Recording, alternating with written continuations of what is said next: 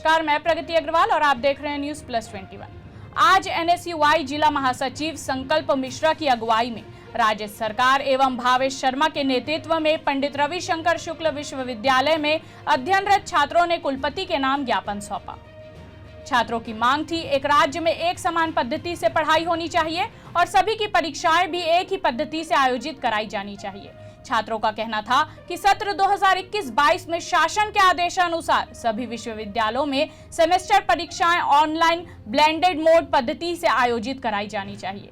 आदेश का पालन लगभग सभी विश्वविद्यालय कर रहे हैं तथा कुछ विश्वविद्यालयों द्वारा ऑनलाइन ब्लेंडेड मोड पद्धति से परीक्षाएं आयोजित करने के लिए समय सारिणी भी जारी किया जा चुका है, लेकिन इस विषय में पंडित रविशंकर शुक्ल विश्वविद्यालय ने अभी तक किसी भी प्रकार की कोई सूचना जारी नहीं की है। इस पर पंडित रविशंकर शुक्ल विश्वविद्यालय के कुल सचिव शैलेंद्र पटेल जी ने आश्वासन देते हुए कहा कि शासन स्तर पर बात करके जल्द ही सेमेस्टर परीक्षाओं के लिए नोटिफिकेशन जारी किया जाएगा। मैं भावेश शर्मा, छात्र नेता एनएसयूआई। आज हम लोगों ने पंडित रविशंकर शुक्ल के कुलपति के नाम पर ज्ञापन सौंपा है।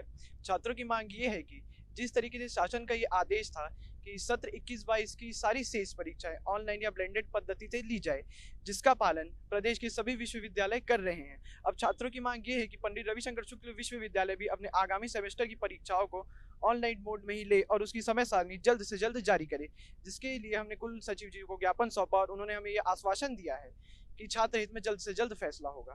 धन्यवाद।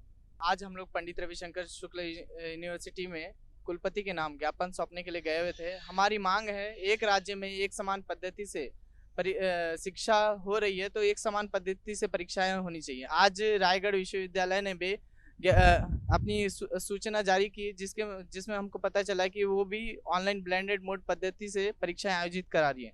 हम सभी छात्रों की मांग है कि कुलपति जो हमारा पंडित रविशंकर शुक्ल यूनिवर्सिटी है, यहाँ भी ऑनलाइन ब्लेंडेड मोड पद्धति से परीक्षाएं हो ताकि सभी बच्चों को एक समान अवसर मिल सके। ऐसे ही तमाम जानकारी के लिए देखते रहिए न्यूज प्लस 21, आपके हक की बात।